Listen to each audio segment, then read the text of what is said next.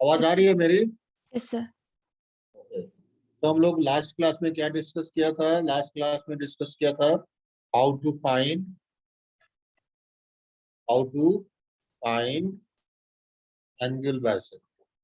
निकाला था ना? Angle bisector of two given factor. Find angle bisector और you can say direction of angle bisector. क्या याद आया? तो इसमें क्या बताया था? If two vectors suppose u and v have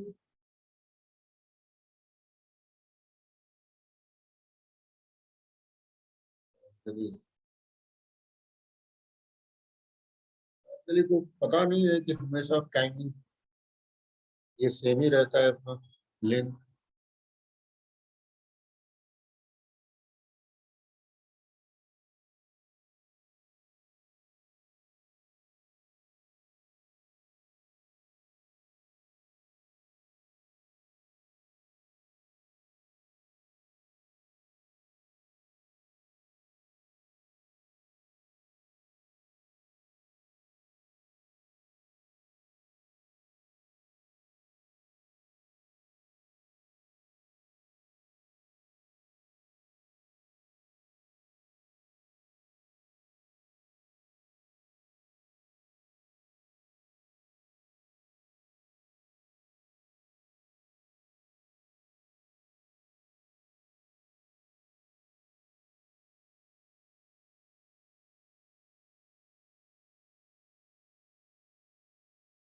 So just wait for.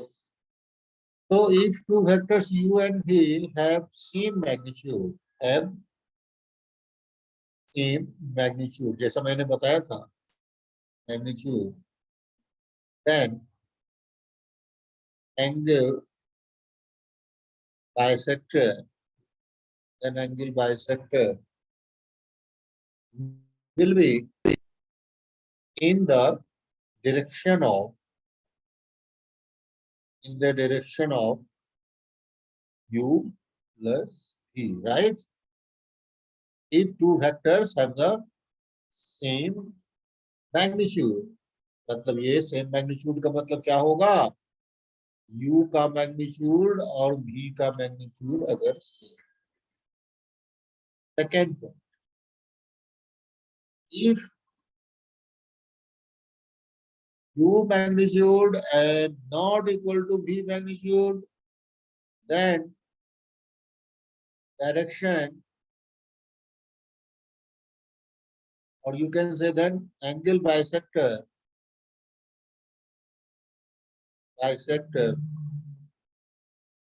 will be in the direction of u cap plus v cap. यानी हम लोग then you have to write unit vector, then these two are unit vector. इस part को हम लोग पहले ही कर चुके।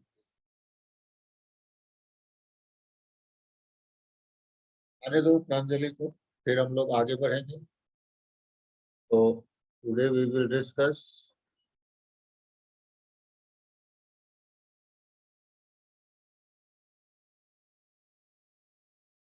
सर हाँ मुझे एक डाउट था हाँ कि एनआईटी और आईआईटी में कट ऑफ मतलब कितने परसेंट होता है, क्योंकि एक टीचर मुझे बोले कि 60% होता है बोर्ड्स का। बोर्ड का परसेंट। हाँ। हेलो हाँ, ज्वाइन करो प्रांजलि। बोर्ड का परसेंटेज जो है 60% होता तो है। बोर्ड का परसेंटेज तो रहता है, सही बात। क्योंकि सर मैंने गूगल पे सर्च किया ना, तो वो बोलते हैं कि 75% लगता है। नहीं नहीं, दो चीजें हैं। तुम स्टेट बोर्ड से हो या सीबीएसई बोर्ड से हो? किससे हो तुम? सीबीएसई। क्या होता है इसमें, दो क्राइटेरिया, दोनों में कोई भी अगर फुलफिल करते हो तो तुम्हारा हो जाएगा। हाँ एक तो क्योंकि हाँ टॉप परसेंटाइल में आ जाए, समझे? टॉप हाँ परसेंटाइल क्या है ये मैं तुम्हें बता दूंगा। दो क्राइटेरिया है। हाँ पहला तो परसेंट जो बोल रहे हो, परसेंटेज ऑफ मार्क्स,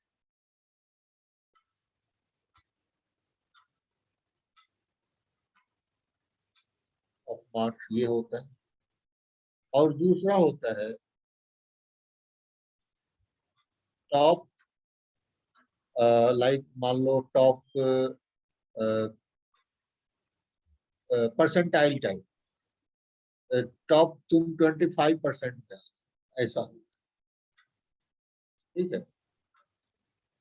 या फिर टॉप 25 नहीं, कुछ और ही हो, सपोज 85%, टॉप 15% में हो सकता है कि जैसे कोई तुम्हारा पेपर डिफिकल्ट आ, पेपर डिफिकल्ट आ गया तो उस दोनों में कोई भी क्राइटेरिया सेटिस्फाई करे।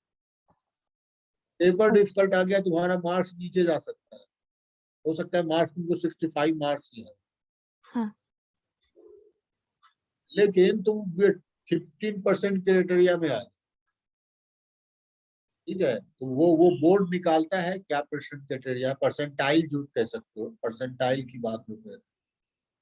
तो परसेंटाइल की तरफ से वो निकाल देता है कि इतना परसेंट हमारा है criteria.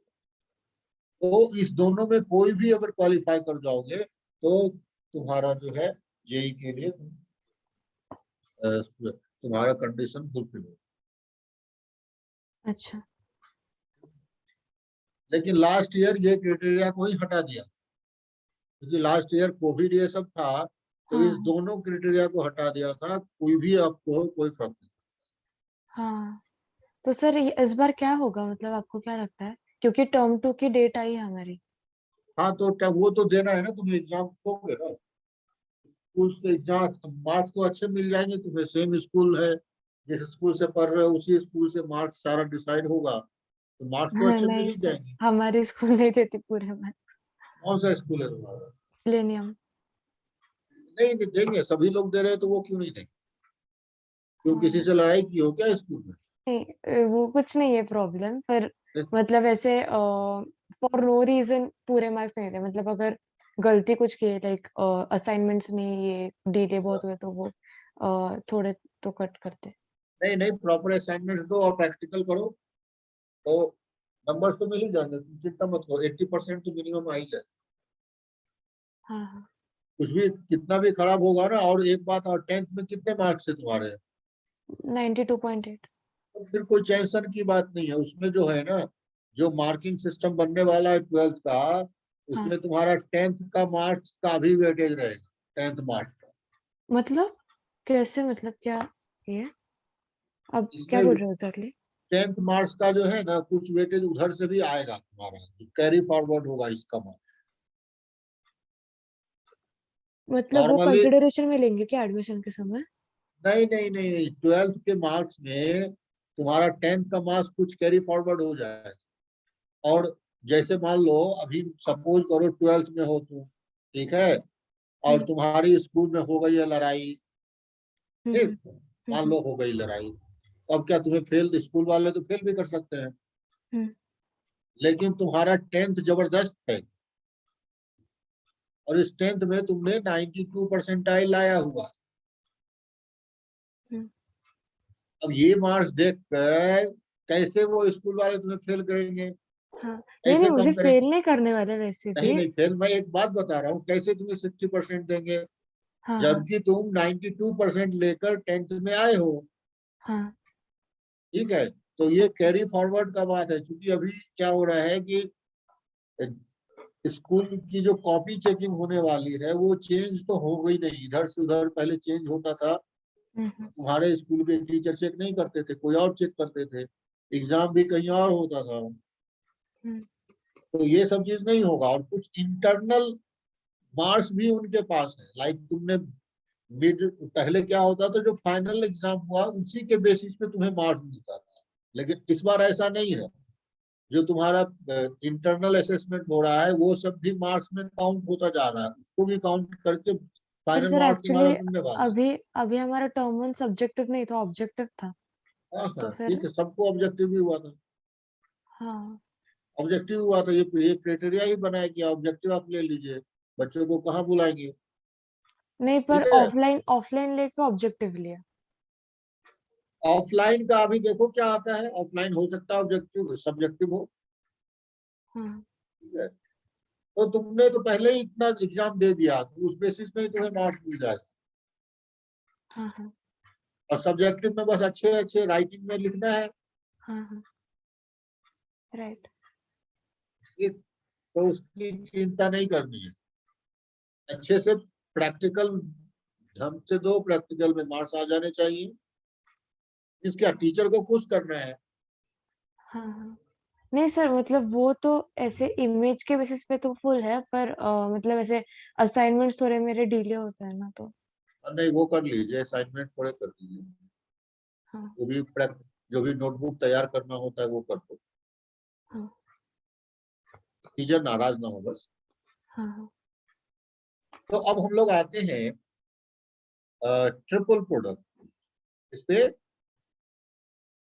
Triple product, cross product का तो हमने सब कुछ देख ही लिया ना, कि नहीं देखा? क्रॉस प्रोडक्ट देख लिया, एडिशन देख लिया। So now we will discuss triple product.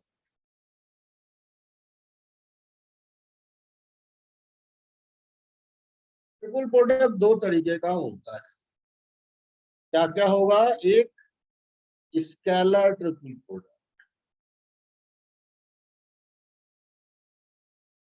और दूसरा क्या होगा? Vector triple product. इस यहाँ पर तीन वेक्टर का मल्टीप्लिकेशन है। वेक्टर ट्रिपल प्रोडक्ट, तीन वेक्टर का मल्टीप्लिकेशन है, इसलिए ट्रिपल प्रोडक्ट यहाँ पर। सबसे पहले हम लोग किसको डिस्कस करने जा रहे हैं? फर्स्ट डिस्कस करेंगे स्केलर ट्रिपल। यहाँ पर स्केलर है तो फाइनल रिजल्ट हमारा क्या होगा? क्या होगा फाइनल रिजल्ट? स्केलर नंबर आए, इसमें फाइनल रिजल्ट आपका स्केलर ऐसा होता है। ये ए डॉट बी क्रॉस सी, ये ऐसे लिख, ए डॉट बी क्रॉस सी। अब देखो, ये जो है अपना बी डॉट बी क्रॉस सी, ये क्या है? बी क्रॉस सी एक नया वेक्टर बन जाएगा। इसको हम लोग लिख सकते हैं एक नया वेक्टर। क्या लिख सकते हैं? मान लो इसको नया वेक्टर हमने बी लिख दिया, कैपिटल बी, और ये ए लिख दिया। ये ए डॉट बी बन गया, तो डॉट आ गया लास्ट में। डॉट आ गया तो स्केलर नंबर बन जाएगा। हाँ सर। ठीक है, तो ये आपको स्केलर नंबर हो गया। बहुत चीजें तुम पहले से जानते भी होंगे, कैसे हम लोग निकालते हैं स्केलर ट्रिपल प्रोडक्ट, ये देख ले। अगर ए वेक्टर दिया हुआ है A1 आई कैप प्लस A2 जे कैप प्लस A3 के कैप, एंड बी वेक्टर है B1 आई कैप प्लस B2 जे कैप प्लस B3 के कैप, एंड सी वेक्टर है C1 I cap plus C2 J cap and plus C3। ये तो मैं क्या कह रहा हूं, जो ए डॉट बी क्रॉस सी है, इसकी वैल्यू हो जाएगी डिटर्मिनेंट के फॉर्म में हम लोग लिख पाएंगे। और ये क्या लिख पाएंगे? A1 A2 A3, डिटर्मिनेंट निकालना आता ही है हमें। B1 B2 B3 C1 C2, यही हमारा ये स्केलर ट्रिपल प्रोडक्ट। अब डिटर्मिनेंट की प्रॉपर्टीज तुम्हें पता है। अगर एक साइकिल में मूव करते हैं तो वैल्यू सेम ही रहती है। अब इस ए डॉट बी क्रॉस सी को तुमने अगर ऐसा कुछ लिख दिया, ए क्रॉस बी डॉट सी, तो वैल्यू सेम ही रहेगा, दोनों सेम है, ठीक है, ये दोनों वैल्यू सेम ही है। या फिर B cross C dot A, ये भी वैल्यू सेम है, B cross C dot A. या फिर A cross B dot C, ये तो हम लोग पहले लिख ही चुके हैं, इसको और भी चेंज करना चाहें चेंज कर सकते हैं, C dot A cross B, ये सारे वैल्यू सेम। इसे राइटिंग का तरीका एक और तरीका है, बॉक्स के रूप में लिखना, इस तरीके से ए बी एंड सी, इस तरीके से हम इसको लिख सकते हैं, ए बी सी। और अगर एक साइकिल में मूव करते जाए, साइकिल मूव करने का मतलब क्या है, अगर एक आगे बढ़ते हैं हम लोग, तो ये क्या बन जाएगा, ये बन जाएगा बी सी और ए, बनेगा कि नहीं बनेगा। अगर हम लोग बी से स्टार्ट करें तो बी सी ए हो जाएगा, अगर इसी को हम लोग सी से स्टार्ट कर दें तो सी ए बी हो जाएगा, समझ रहे हो। अगर तुमने एक साइकिल मूव करते हो इस तरीके से, तो हमेशा वैल्यू सेम ही होगा, पर पोजीशन इधर से उधर कर दें, ये तो साइकिल मूव हो गया ना, लेकिन तुमने अगर पोजीशन इधर से इधर कर दिया, मान लो ए को बी से रिप्लेस कर दिया, तो ये क्या हो जाएगा, बी ए सी। अब जो है ये मैग्नीट्यूड सेम होगा बट निगेटिव साइन, समझ में आया बात।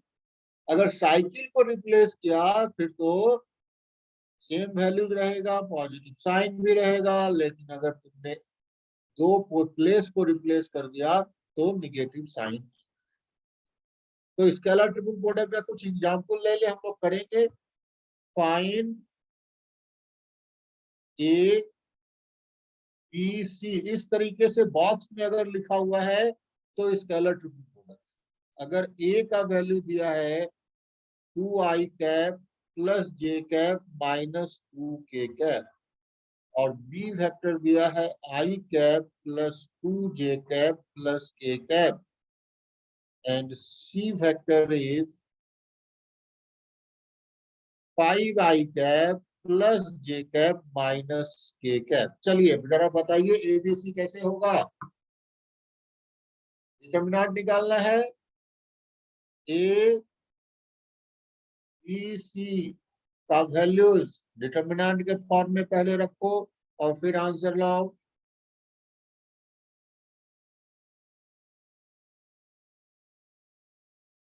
2 1 - 2, 1 2 1 5 1 माइनस।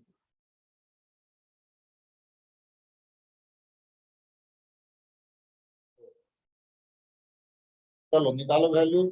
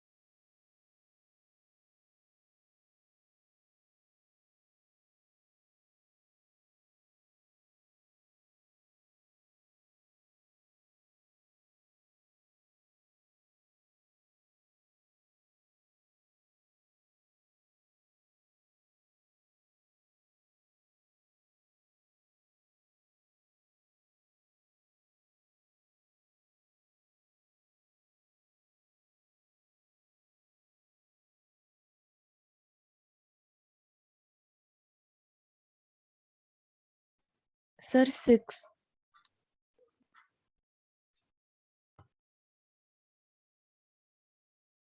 6 आंसर आया।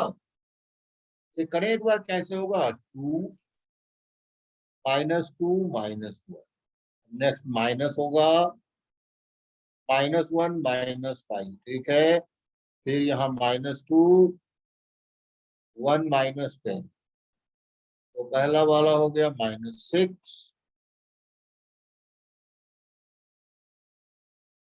और दूसरा हो जाएगा +6, यही ना?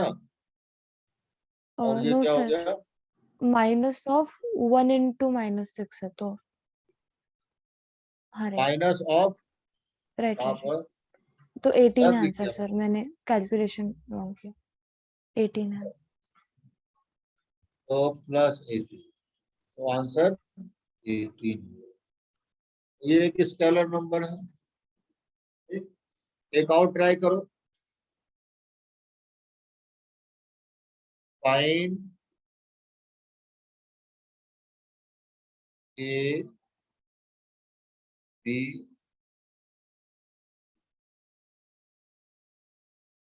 ए का वैल्यू है CI cap +J cap +2, B का वैल्यू है -I cap -J cap +4K cap है, I cap +J cap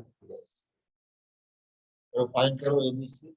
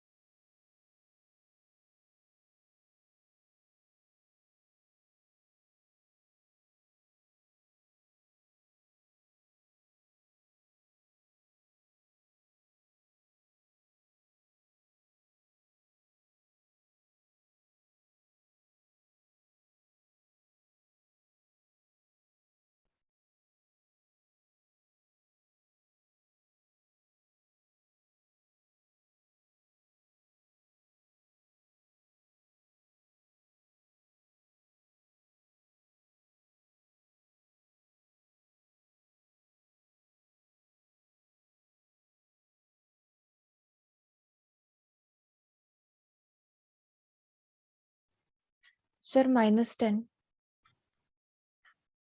-10 I. हाँ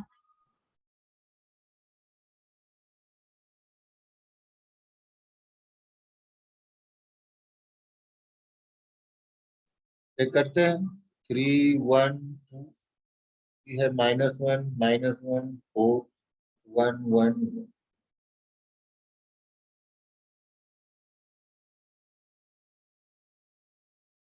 कैलकुलेट किया, 3 -1 -1 -1 -2, ठीक है। +2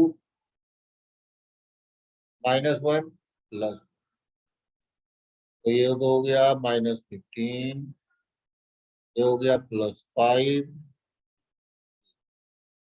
तो योर आंसर -10। ठीक है, कोई दिक्कत नहीं है। तो इस तरह से स्केलर ट्रिपल प्रोडक्ट हम लोग निकाल। अब देखो, स्केलर ट्रिपल प्रोडक्ट में होता क्या है। अब इसका हम लोग थोड़ा सा ज्योमेट्रिकल मीनिंग भी समझ लें, ज्योमेट्रिकल एप्लीकेशन समझ लें, ये बेटर है। Not meaning application. तो we can find volume of parallelepiped. Parallelepiped समझते हो क्या होता है? नहीं क्यूब समझते हो या या तुम रख, ये तो समझते होगे ना।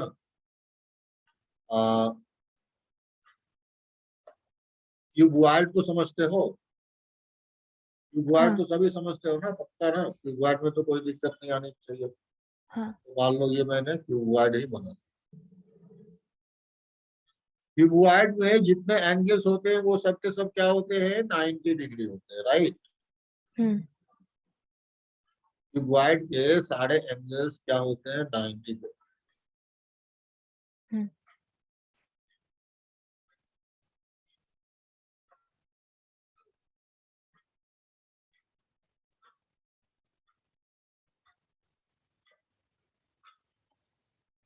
तो हम लोग यहाँ पहले क्यूबॉइड, ये हमारा क्या है, cuboid. And in cuboid every angle is 90।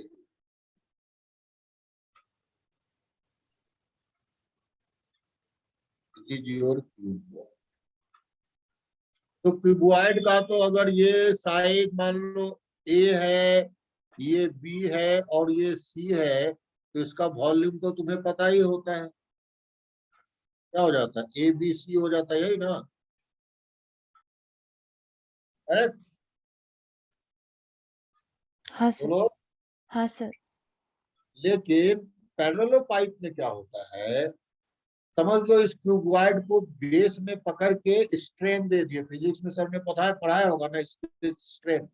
ऊपर वाला सरफेस क्या होगा, थोड़ा सा टिल्ट हो जाएगा और 90 का एंगल खत्म हो जाएगा। ऐसा हमने कुछ बनाया जिसमें कि अब 90 का एंगल नहीं है, कुछ और एंगल है।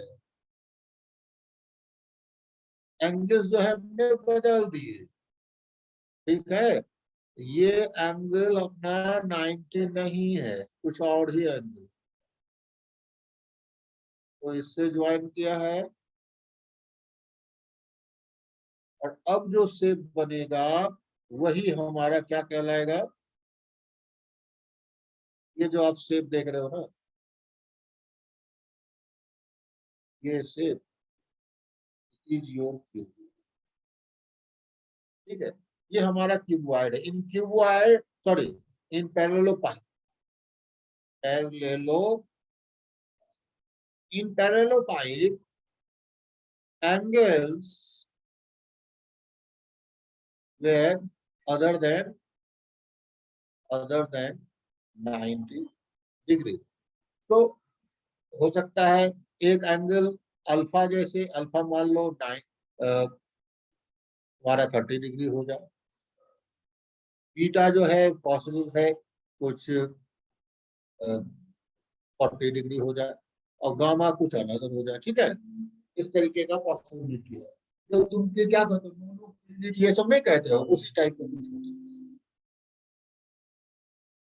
और इस क्यूबॉइड का अगर हम लोग अब सोचे, इसका एक साइड ये ए है, दूसरा साइड यहाँ बी है, और तीसरा साइड ये सी है। एंगल सब डिफरेंट डिफरेंट हो गए, तो इसका वॉल्यूम कितना होगा, ए बी सी, यही इसका वॉल्यूम होगा। This is volume of, sorry, parallelepiped का वॉल्यूम हम लोग इसका इस तरह से निकाल, तो निकालिए। Find volume of parallelepiped of adjacent sides were represented by vector A 2 I cap minus j cap plus A. Vector B 3 I cap plus 4 j cap plus 2. And vector C I cap plus 2 j cap minus 3. तो अगर negative में भी value आता है तो उसको positive कर लेंगे, ठीक है।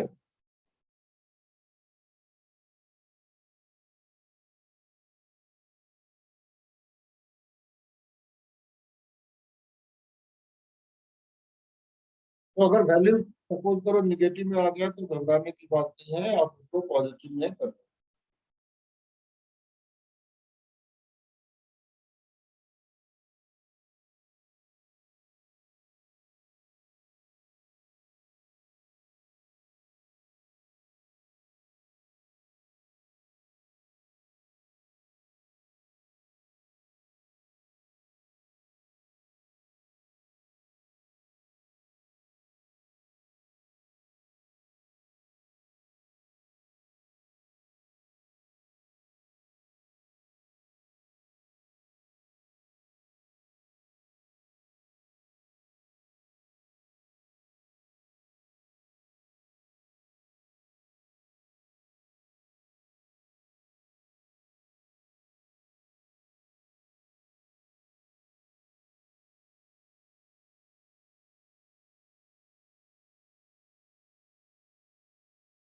हो गया आंसर।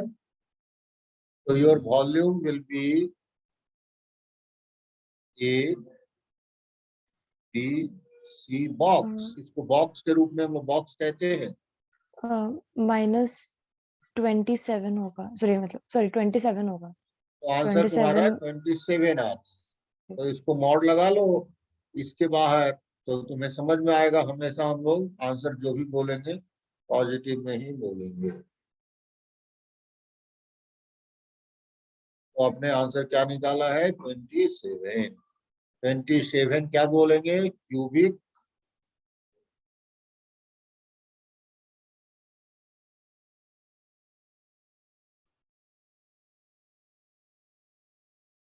तो हम लोग वॉल्यूम निकालना सीख गए।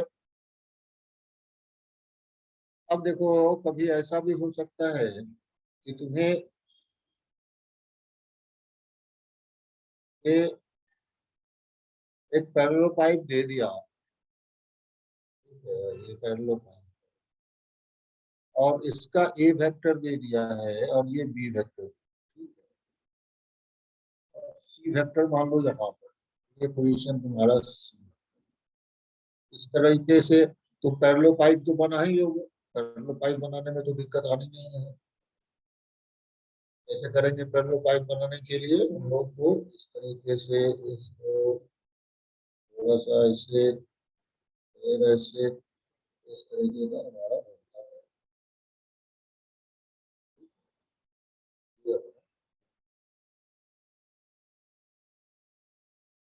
अब तुम्हें इस पॉइंट से इसका हाइट निकालना है। अब देखो ये हाइट कैसे निकाला, how to find this height. C से इस बेस पर हाइट, ओके। तुम्हें हाइट निकाल, height from C to plane containing A B, plane containing A N. तो ये ऐसे कर सकते हो, जो एरिया होगा ना, area of A B, area containing A B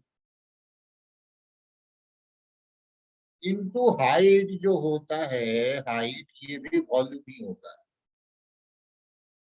समझे। जो पैरेलल पाइप होगा उसका अगर तुम्हें मान लो इस पार्ट का एरिया निकल गया, ये एरिया अगर तुमने निकाल लिया, ये है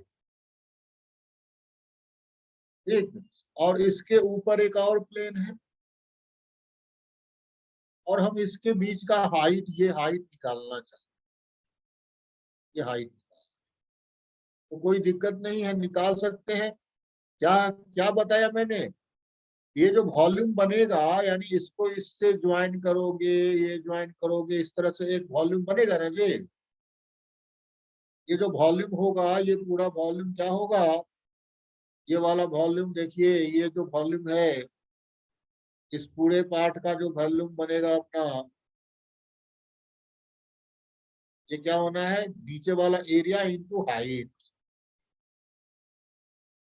और वॉल्यूम हम पहले भी निकाल चुके हैं, वॉल्यूम ए बी सी भी होता है। तो तुम्हारा हाइट क्या हो जाएगा, हाइट हो जाएगा A B C divided by area of this, area of base. अब एरिया ऑफ बेस कैसे निकालेंगे, पैरेललोग्राम का, ये तो पैरेललोग्राम की तरह ही हो गया ना। पैरेललोग्राम का एरिया क्या होता है, अगर ये तुमको ए है और ये बी है, तो what is area of parallelogram, बता सकते हो मुझे। बी इंटू ए। तो ए क्रॉस बी से निकाल सकते हैं, इसका मॉडुलस कर ले तो इसका आधा कर दे तो ट्रायंगल हो जाता है। तो अपना आंसर क्या हो गया, ए बी सी का box divided by A cross B, ऐसे हम लोग हाइट निकाल। समझ में आ गई अच्छे से बात। Yes sir. सर कॉपी करना है। हाँ हाँ, उसके नीचे से, और हाइट नीचे फ्रॉम करें, सी। यहाँ से हाइट, नहीं नहीं, हाइट फ्रॉम सी। हाइट, अच्छा ये।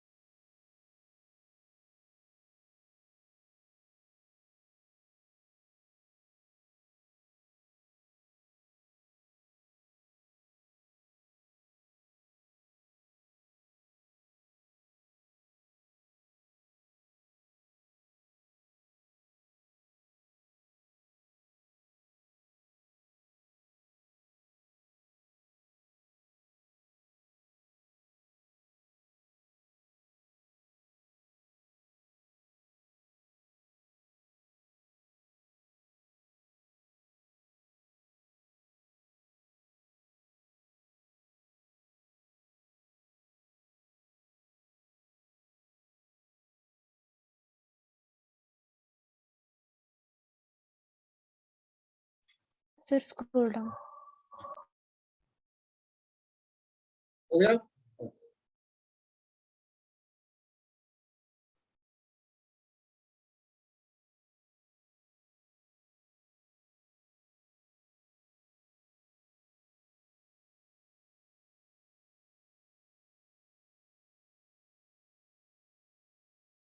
तो अब नेक्स्ट हम लोग एक और जगह देखें जिसमें वॉल्यूम निकाला जा सकता है, वॉल्यूम ऑफ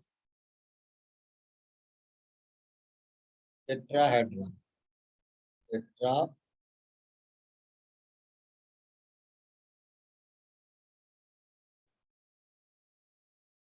टेट्राहेड्रन कैसा होता है, तुम लोगों ने मीथेन का स्ट्रक्चर तो देखा ही होगा, वो भी टेट्राहेड्रल होता है, वहीं से ये वर्ड चुराया गया है। ठीक है, उसी जगह से इस वर्ड को हम लोगों ने चुरा लिया और तो टेट्राहेड्रल बोलते हैं।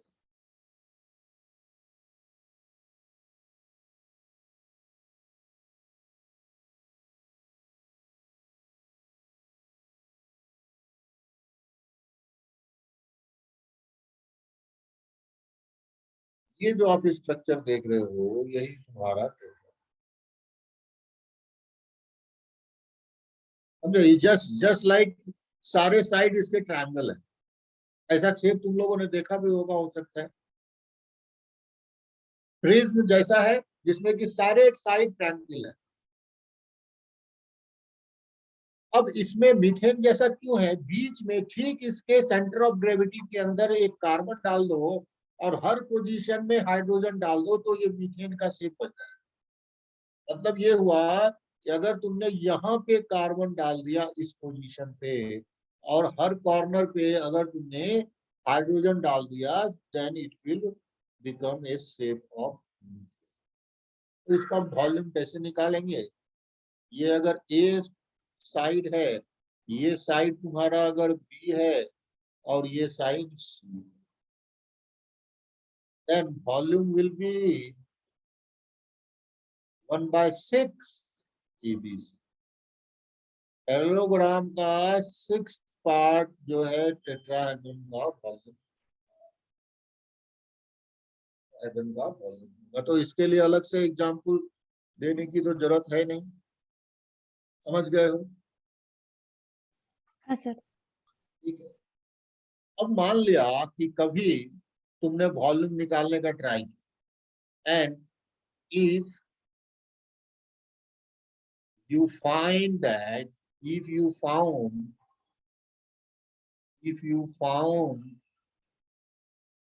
that volume of parallelopipe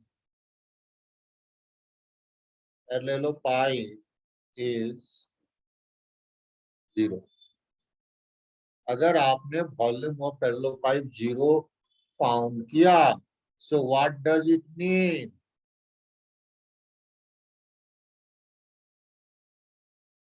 इसका मतलब क्या है बताइएगा। मतलब वो एग्जिस्ट नहीं करता।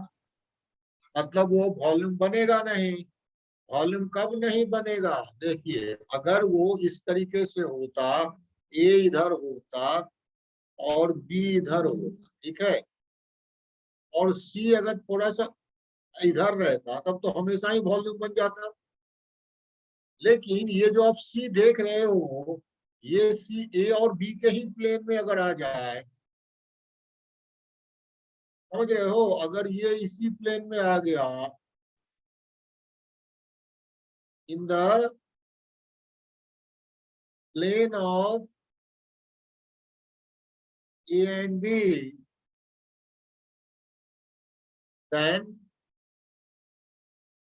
no shape will form, then no three-dimensional shape will form.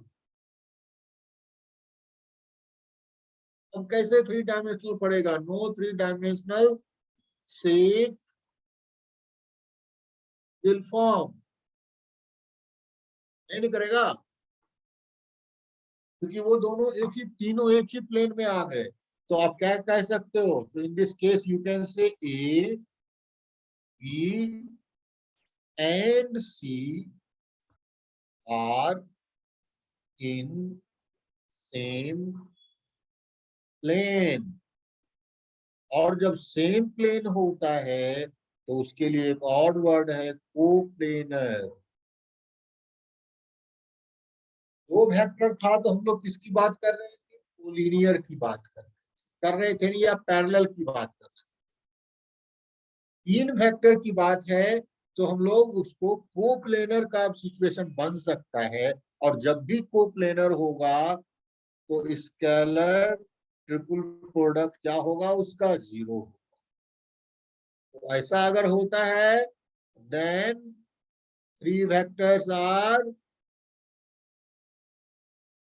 3 vectors are क्या कहेंगे, कोप्लेनर।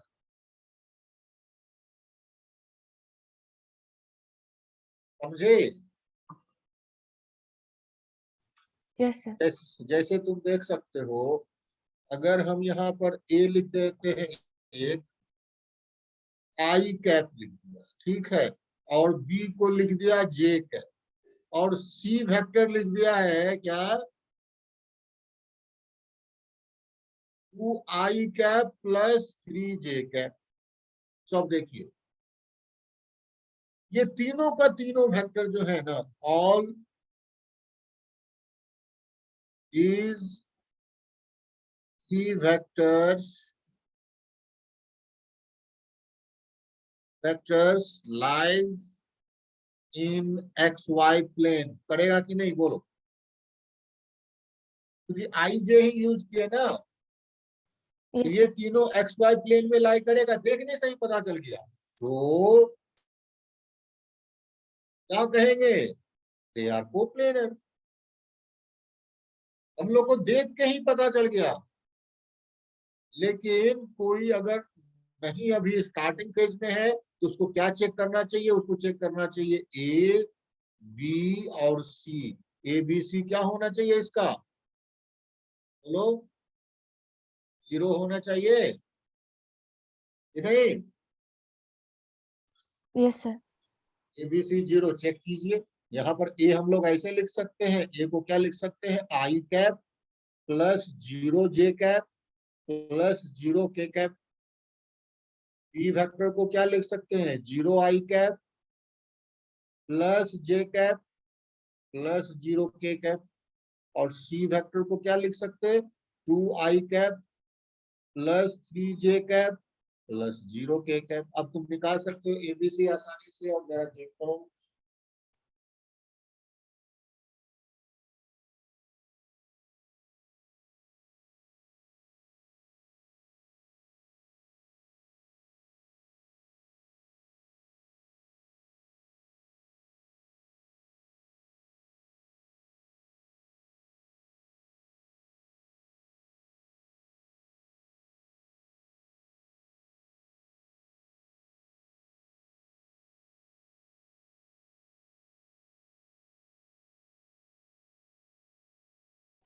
सर 0 ही होगा।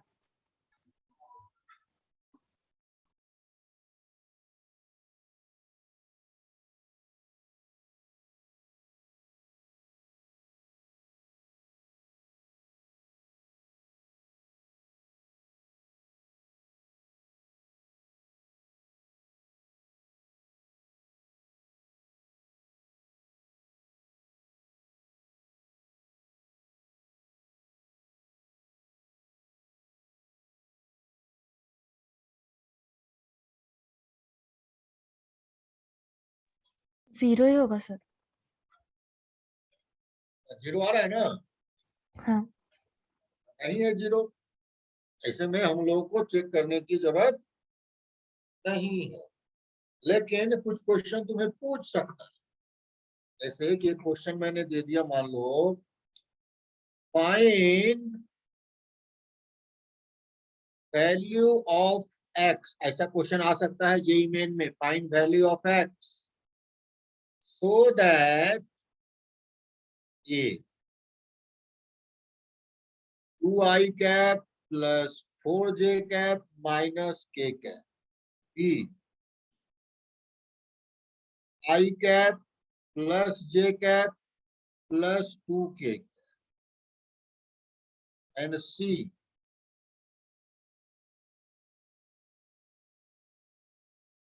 5i कैप, ठीक है, 5i cap plus 9j cap plus x K cap are coplanar.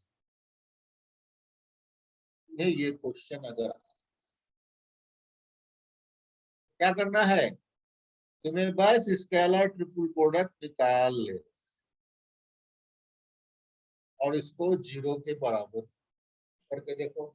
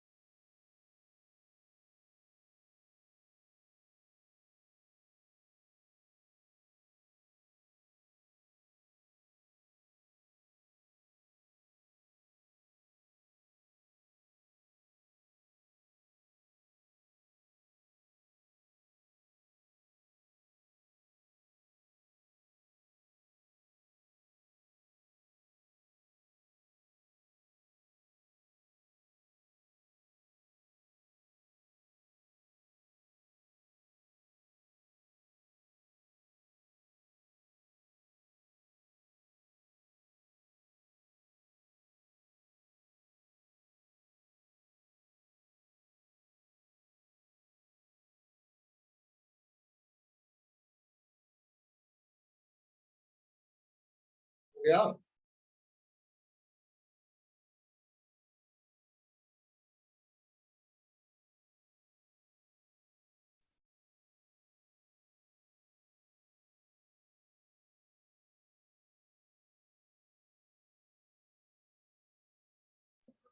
Sir, x will be equal to 2. x will be equal to 2। फिर से जरा देखो, फिर से देखो, गड़बड़ कर रहे हो, गड़बड़ कर रहे हो। X will be equal to 0. हाँ सही है आप, 11259x, यही ना हाँ. करते हैं।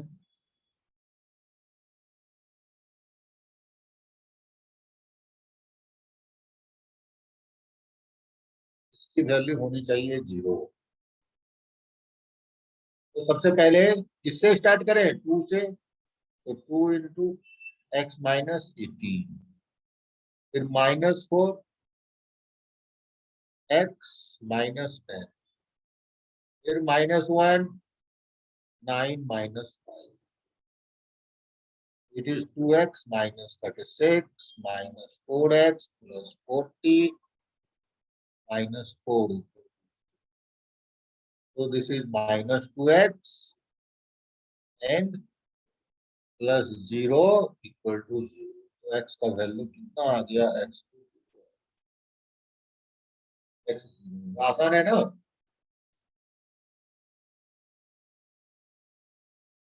Yes, sir. अंजलि आसान है।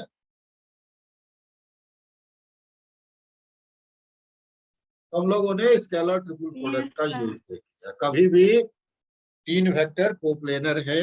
अब देखिए हम लोग कोप्लेनर है तो यहाँ कुछ और भी चीज देखें।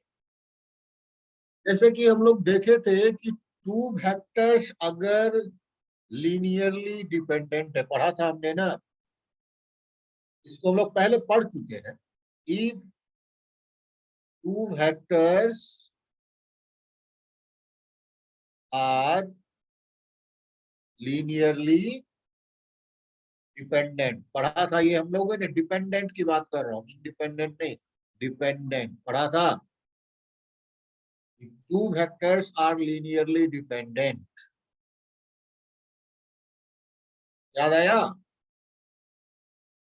हाँ sir.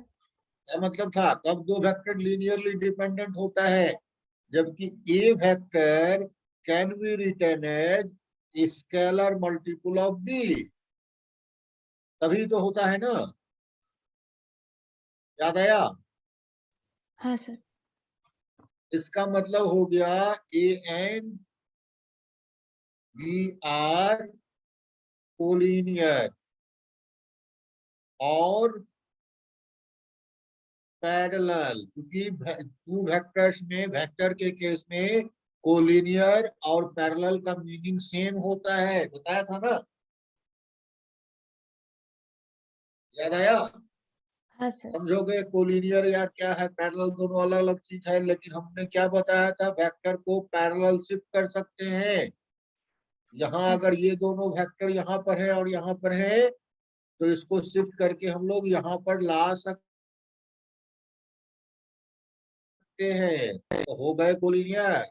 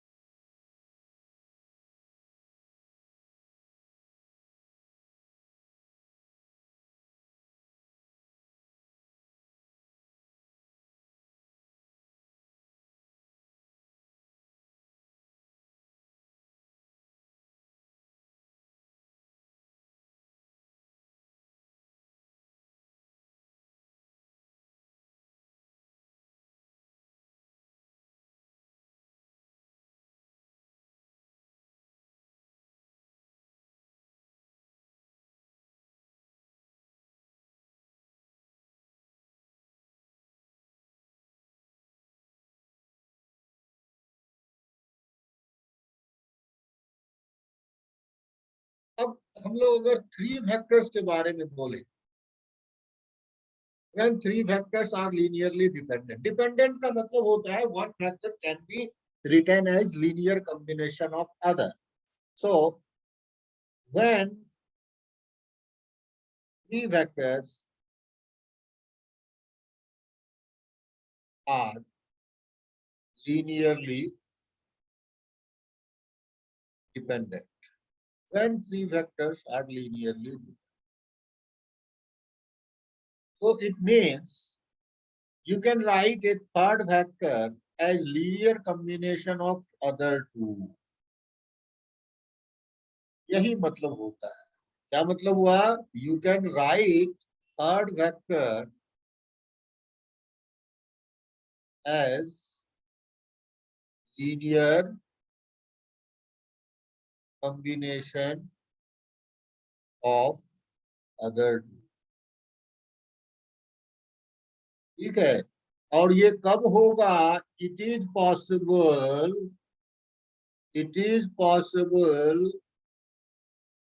only when if they are coplanar. ये तभी पॉसिबल है जबकि कोप्लेनर हो. इसका मतलब कि ए बी सी ये 0 हो. समझ में आया? अगर ऐसा होता है तो ये 0 होगा. बोलिए, ठीक है ये बात? Yes sir. तो एक नया चीज सीखे अभी हम लोग. हाँ sir. Sir 1 minute note down करना है.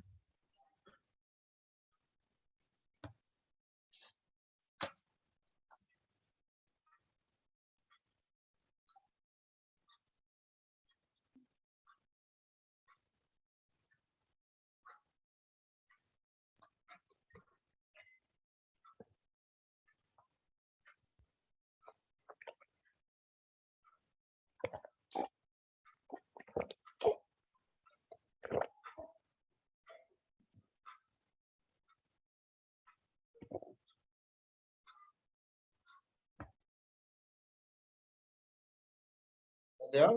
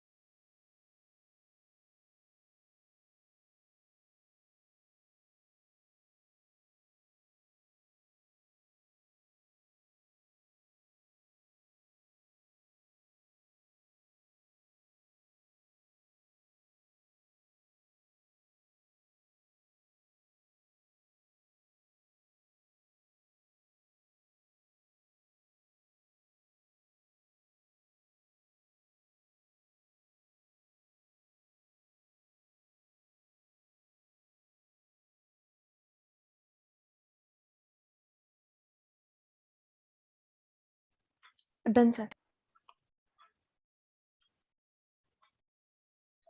तो हम लोगों ने अभी देखो इसको थोड़ा सा और इसको एक्सपेंड करते हैं इस पॉइंट को.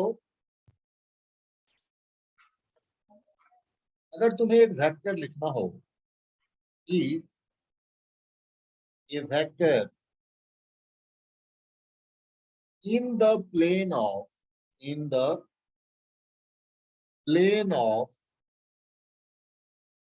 A and B, कोई एक वेक्टर है in the plane of A and B and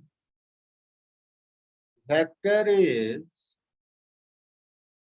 perpendicular to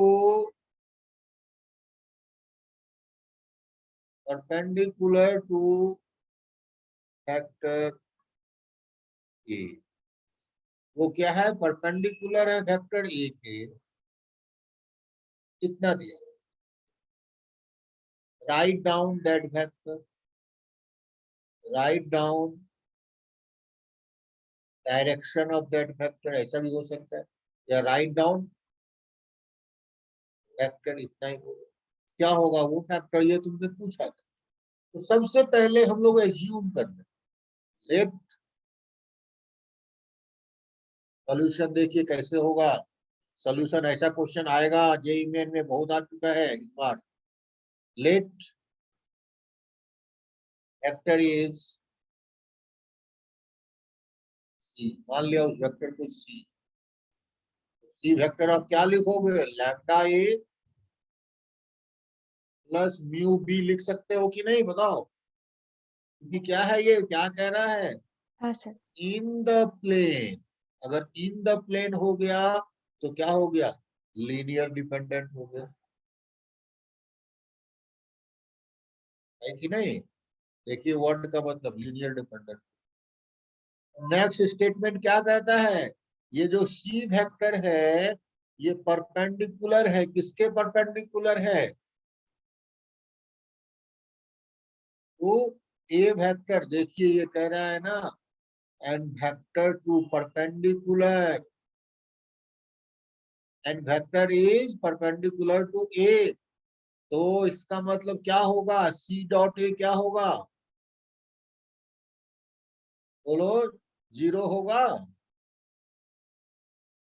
अगर दो सर। वेक्टर परपेंडिकुलर होते हैं, if two vectors are perpendicular, then their dot product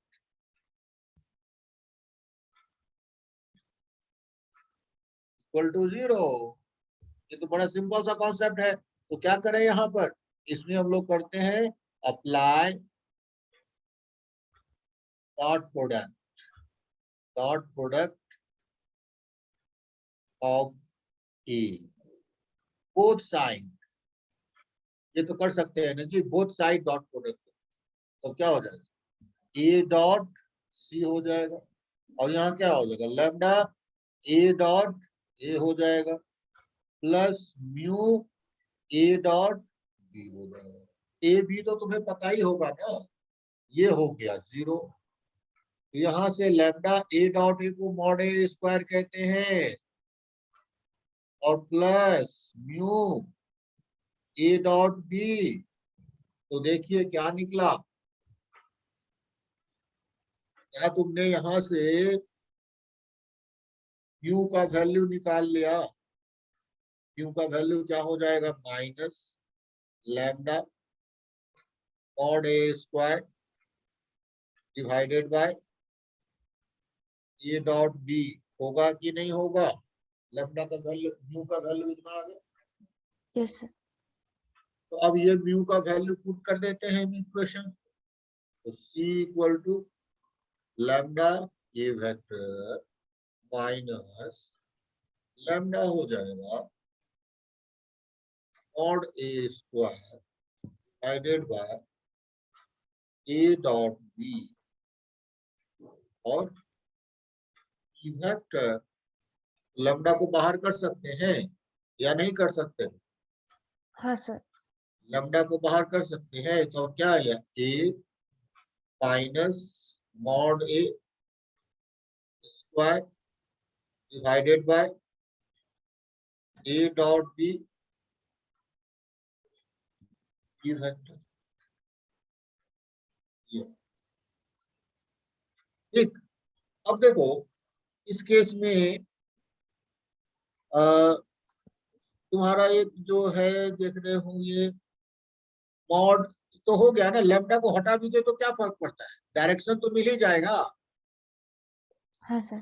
तो डायरेक्शन ऑफ सी अगर पूछे तो डायरेक्शन में तो हमें लैम्डा की जरूरत तो है नहीं। तो direction of C can be written as mod A, sorry, A vector minus mod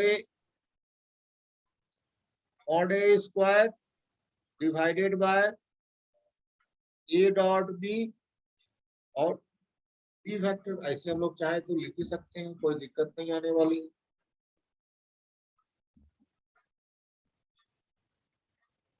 ठीक है, यस सर। तो इसको नोट कर लो, ये क्वेश्चन, इसका इस पे एक क्वेश्चन भी कर लेंगे हम लोग अभी।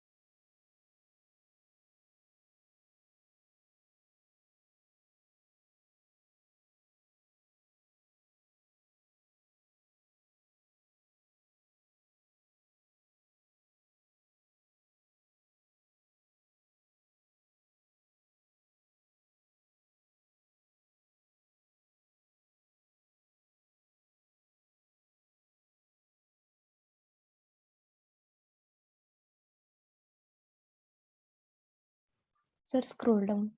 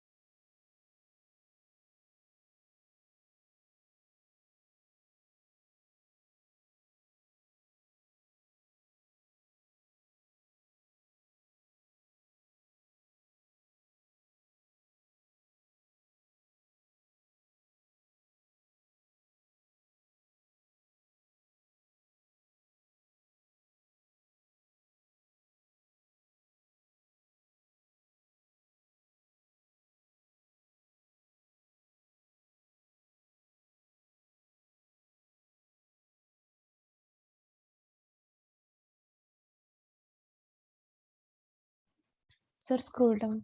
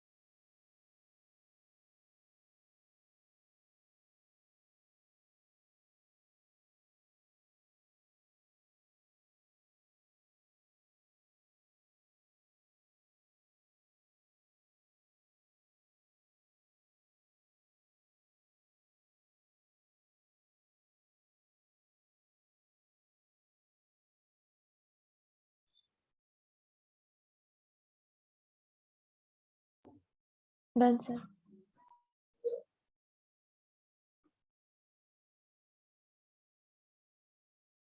तो देखो ये जो रिजल्ट है इसको और तुम्हारे लिए सिंपल कर दें।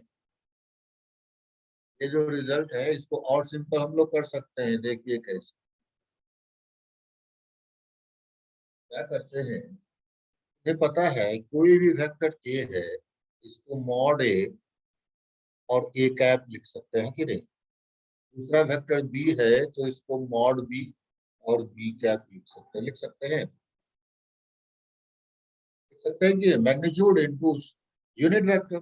मैग्नीट्यूड इनटू यूनिट वेक्टर किसी को भी ऐसा लिख सकते हैं। अब देखो यहाँ पर जो हमने ए वेक्टर लिखा है माइनस ये मॉड ए स्क्वायर था, और ये ए डॉट बी को देखो क्या लिख सकते हैं। यहीं पे अगर ए डॉट बी अगर करें ये हो जाएगा क्या, मॉड ए इंटू ए क्या डॉट मॉड बी, ठीक है। मॉड ए मॉड बी बाहर आ जाएगा क्योंकि ये तो स्केलर नंबर था, उसमें उसका कोई रोल है नहीं।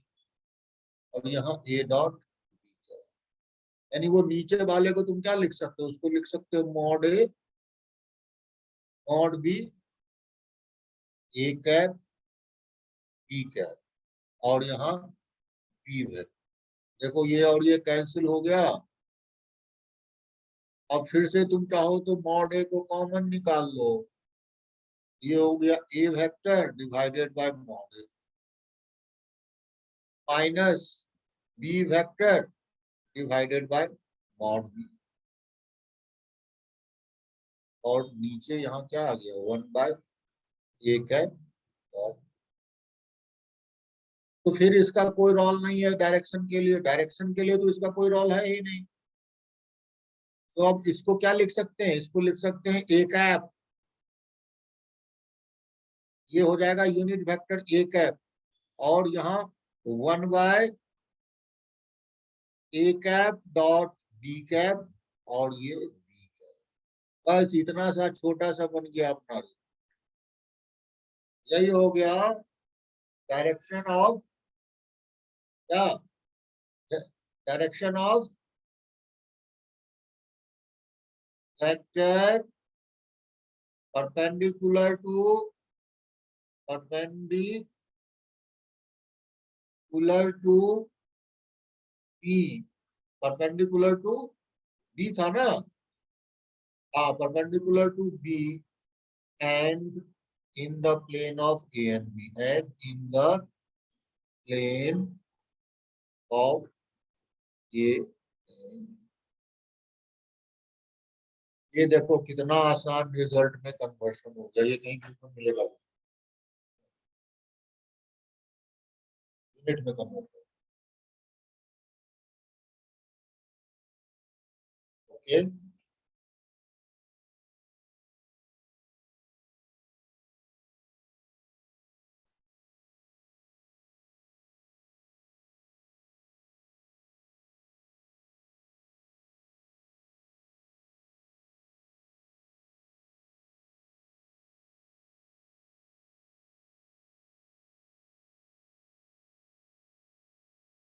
चलो ये क्वेश्चन करें फिर इसमें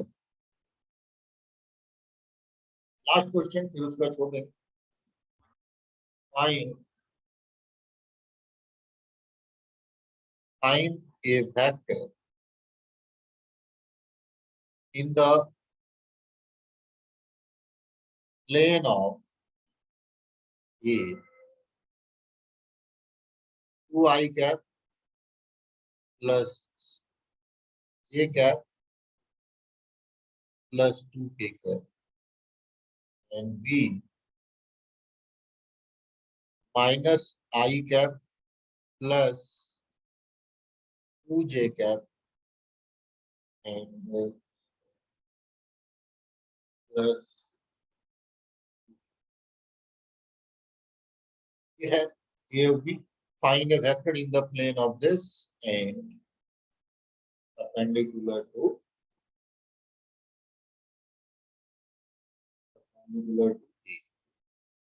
A पे परपेंडिकुलर, किस पे परपेंडिकुलर है, ए पे। हम लोगों ने जो निकाला था किस पे परपेंडिकुलर था, and perpendicular to vector A, ये भी ए पे ही परपेंडिकुलर, मैं गलत लिख दिया, परपेंडिकुलर टू ए ही, सर आप ये सॉल्व कर सकते हो क्या? परपेंडिकुलर टू ए, यही पे था ना, ए डॉट सी किया होगा हमने, ए डॉट सी किया था, डॉट बी तभी तो आया था। तो बड़ा आसान है, इसी फॉर्मूले को यूज कर लेना। तो जो भी डायरेक्शन होगा क्या होगा, ए कैप होगा माइनस बी कैप होगा divided by A cap dot B cap होगा। ए कैप क्या हो जाएगा अपना, 2i cap plus J cap plus 2k cap divided by mod, mod तो 3 है। बी कैप क्या होगा, minus I cap plus 2j cap plus 2k cap by 3 हो जाएगा। तो ये तो पता ही है, अब ए डॉट बी कैप भी हम लोग निकाल लेंगे। ए डॉट बी कैप क्या होगा, इस दोनों का डॉट प्रोडक्ट कीजिए, -2 + 2 + 4 divided by 9। A dot B cap क्या हो गया, 4/9। पुट कर लो, पुट कर लो। ए वेक्टर, इसको यूज करें हम लोग अब, 2i cap plus J cap plus 2k cap by 3 minus A dot B यानी 9/4 हो जाएगा, B cap minus I cap plus 2j cap plus 2k cap. Calculate कर लेते, एलसीएम क्या है, 12 आ जाएगा, 12 आएगा तो इधर होगा 8i cap plus 4j cap plus 8k, और इधर -27i कैप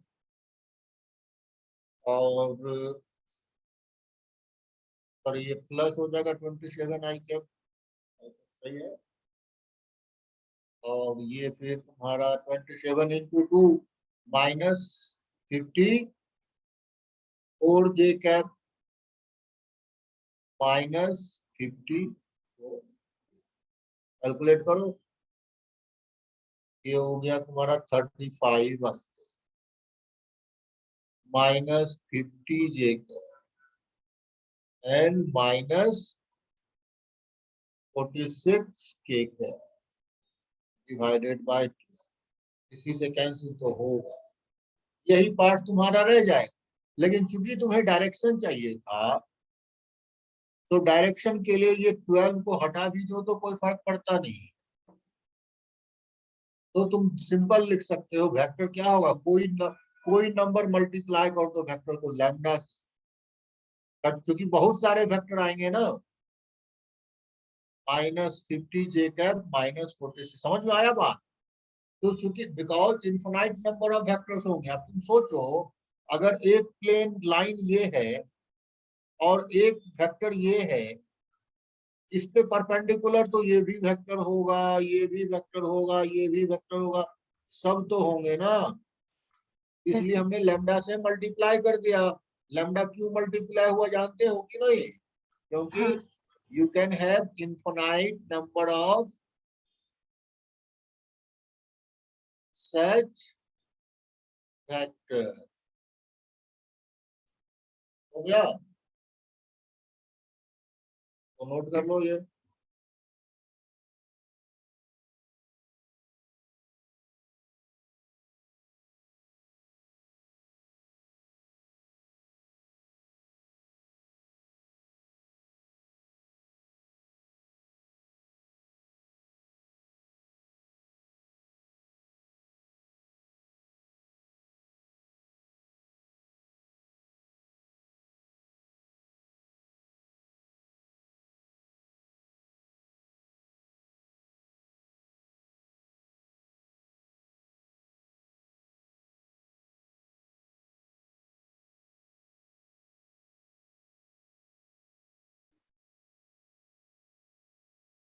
ठीक है फिर मेरा, इसको नोट कर चुके हो। हाँ सर।